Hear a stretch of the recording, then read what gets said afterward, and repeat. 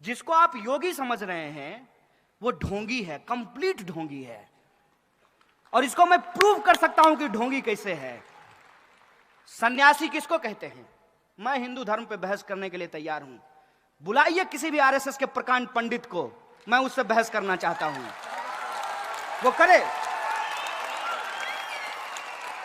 वो करे हमसे हिंदुइज्म की बहस।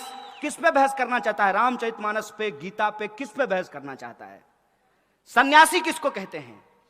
सन्यासी कहते हैं जो गृहस्थ धर्म को त्याग देता है, उसको सन्यासी कहते हैं ना। वो सांसारिक सुख को त्याग देता है, उसको योगी कहते हैं।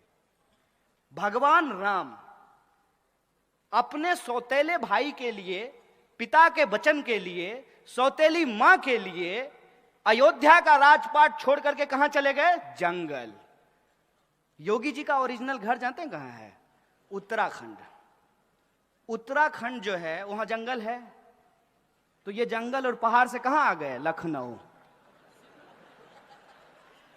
इसको समझिए आप कि हर पीला चीज सोना नहीं होता और हर भगवा पहना इंसान संत नहीं होता है। दंगाई हैं ये लोग, दंगाई हैं। और इनके विचार आप सुनिए। ये जो ढोंगी हैं, इन्होंने एक सेना बनाई। अब देखिए हिंदू धर्म को कितना बदनाम कर रहे हैं। हिंदू युवा वाहिनी, ये हमारे धर्म का अपमान है।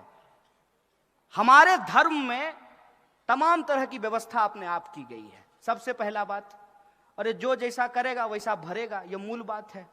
तो कोई अगर अत्याचारी है, पापी है, उसका सजा भगवान देंगे। तुमको टेंडर कब मिला बे? कब बोले राम जी? बताओ हमको, कौन सा तुमको फैक्स आया है कि हमको बड़ा तकलीफ हो रहा है, हमारा घर बना दो? तुम राम का घर बनाओगे? हैं?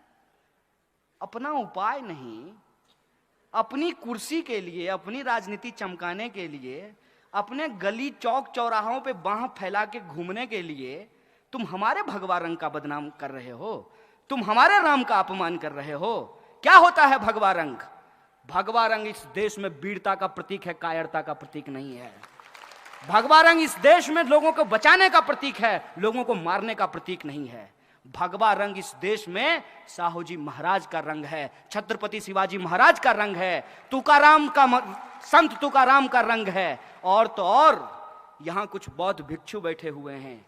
बौद्ध भिक्षुओं का छीवर का रंग भगवा होता है, जो शांति और अहिंसा की बात करते हैं। किसको बेवकूफ बना रहे हो? राम के नाम पर अपनी कुर्सी और अपना दुकान चला रहे हो। एक बात हमको बताइए, ये रामचरितमानस की बात करते हैं, मैं रामचरितमानस पढ़ा हूं।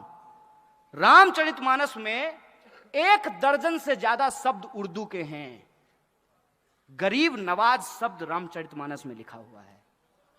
और उर्दू जो है वो हिंदुस्तान की भाषा है, वो अरब की भाषा नहीं है। हिंदुस्तान में ही उर्दू बोली जाती है।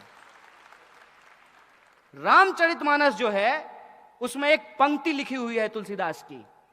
हालांकि तुलसीदास ने कुछ गलत बात भी लिखा है, जिसका हम खुले तौर पे जो है समर्थन नहीं करते हैं, विरोध करते हैं उसका। रामचरितमानस में लिखा है, रावण रथी विरथी रघुवीरा। रावण रथ पर है और भगवान श्री राम पैदल चल रहे हैं। अभी बंगाल के हाई कोर्ट से रथ यात्रा निकालने का परमिशन किसको मिला है? राम जी को कि रावण जी को?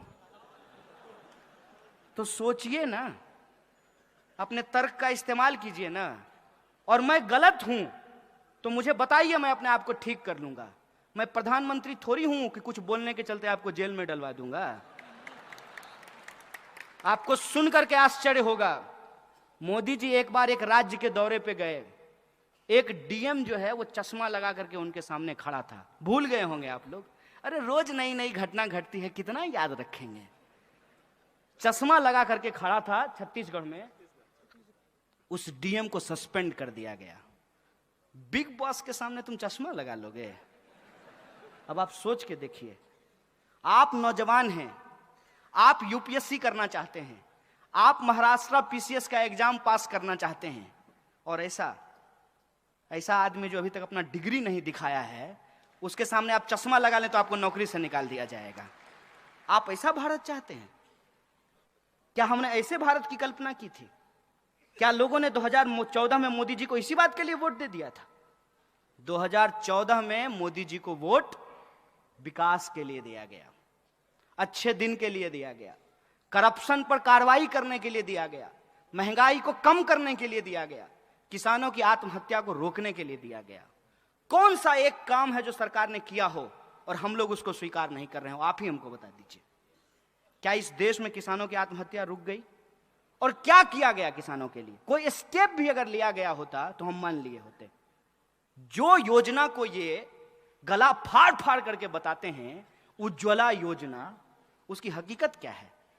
हकीकत यह है कि जो लोग गैस सिलेंडर लिए हैं उस योजना के तहत दोबारा उसको भरवा नहीं पा रहे हैं, उसका रिफिल नहीं करवा पा रहे हैं। 400 का सिलेंडर 1100 में मिलने लगेगा तो आप कहां से भरवाएंगे? आप हमको बता दीजिए। तो इस देश के कितने परिवार हैं जो 1100 का गैस सिलेंडर भरवा सकते हैं? और सामने से आदमी जिसको आप प्रधानमंत्री कहते हैं वो सामने से झूठ बोल रहा है और आपको कह रहा है कि पकौड़ा बेचना रोजगार है।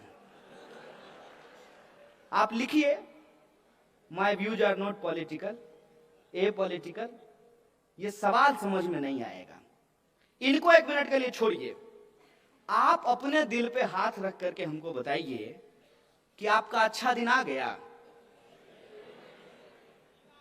तब आप कैसे कहते हैं कि मोदी जी बढ़िया आदमी हैं? और जब हम मोदी जी पे सवाल पूछते हैं तो कहते हैं कि मोदी जी का विरोध करने के अलावा आपके पास कोई काम नहीं है। हम बोले हम इतना निकम्मा हैं कि एक निकम्मा प्रधानमंत्री का विरोध करने का अपने आप को अपना काम समझे हम? ये हमारा काम नहीं है और ना मैं ये काम कर रहा हूं। हम लोगों को एक बात समझनी होगी कि हमारे इर्द गिर्द जो चीजें हो रही हैं वो अपने आप नहीं हो रहा है, उसके पीछे एक कारण है। हर कारण का एक परिणाम होता है, हर परिणाम का एक कारण होता है। उस बात को जब आप समझेंगे तो आप भी मेरी तरह परेशान हो जाएंगे। आपको सोच सोच करके आश्चर्य लगेगा कि इस देश में हो क्या रहा है और क्यों हो रहा है। जब आप इस बात पे विचार करेंगे कि इस देश में संविधान खतरे में कैसे है तो आपको ये सच चारों तरफ दिखने लगेगा। और मैं साधारण उदाहरण से आपको एक बात बता देता हूं। हाथ आगे करके जिस संविधान की प्रस्तावना को, उद्देशिका को आपने पढ़ा है उसके शब्द पे आपने कभी गौर फरमाया है? उसके शब्द क्या कहते हैं? उसके शब्द कहते हैं हम भारत के लोग। समाज में क्या होता है? महार है, मातंग है, दलित है, ओबीसी है, धनगर है, मराठा है, ब्राह्मण है, चितपावन है, मैथिल है, बिहारी है, मराठी है। क्या होता है? उद्देशिका क्या कहती है? We the people of India, हम भारत के लोग। फिर भी आपको लगता है कि संविधान खतरे में नहीं है।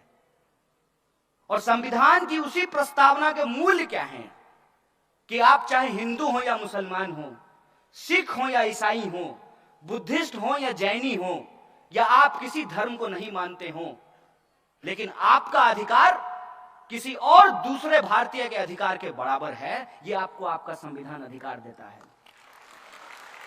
महिला हो कि पुरुष हो, काला है कि गोरा हो, मोटा हो कि पतला हो, हमारा वोट बराबर है। यह अधिकार आपको आपका संविधान देता है। और पिछले सालों में इस देश में क्या हुआ है उस पर गौर फरमाना जरूरी है। जिस उत्तर प्रदेश का हम लोग अभी जिक्र कर रहे हैं, जिस उत्तर प्रदेश के मुख्यमंत्री हैं अजय सिंह बिष्ट, यही है ना? कहते क्या है अपने आप को? तो जो अपना नाम बदल लिया हो उसको शहर का नाम बदलने में मजा आएगा कि नहीं आएगा? बहुत स्वाभाविक बात है। जिसको अपने ही नाम पे भरोसा नहीं है उसको फिरोजाबाद, फैजाबाद, उस पर क्या भरोसा रहेगा? जिस दिन उन्होंने जात के नाम पे आपकी वोट खरीदी थी उस दिन ही उन्होंने संविधान और लोकतंत्र का सौदा कर लिया था। और आज मैं आपको एक सच बताता हूं, संविधान आपको अधिकार देता है ना कि इस देश का कोई भी नागरिक चुनाव लड़ सकता है। संविधान आपको यह अधिकार देता है ना कि अंबानी के बेटा का वोट और एक जीता जूता सिलने वाले इंसान के बेटे का वोट बराबर होगा। यह संविधान आपको हक देता है कि नहीं देता है? क्या एक जूता सिलने वाला का बेटा चुनाव लड़ सकता है? वार्ड पार्षदी का चुनाव लड़के दिखा दीजिए हमको। नॉमिनेशन फॉर्म लेने जाइएगा ना, यही लोकतंत्र के रक्षक सब आपका पैर तोड़ देंगे। यह है लोकतंत्र की स्थिति। और फिर भी कहते हैं कि हमारा देश और संविधान खतरे में नहीं है। 500 रुपए लेकर के किसी को वोट करके हम अपनी जिम्मेदारी से भूल जाते हैं, और वो 500 रुपए दे करके आपका हजारों करोड़ रुपए अपने दोस्त को देकर के देश से भगा देता है। अभी भी कुछ लोग जनधन योजना में जाकर के खाता में चेक करते हैं 15 लाख आया कि नहीं आया। ए भाई साहब, अरे आपके नल में पानी नहीं आता है, आपके अच्छे दिन कहां से आएंगे? आपके पड़ोस में साफ सफाई नहीं होती है, आपके खाते में 15 लाख रुपए कहां से आएंगे? फिर भी एक सपना था, पहली पहली बार मुदिए दिल गया हार मुदिए। होता है, कोई चीज अगर आपके सामने इस तरह से बेची जाएगी तो आप खरीद ही ले।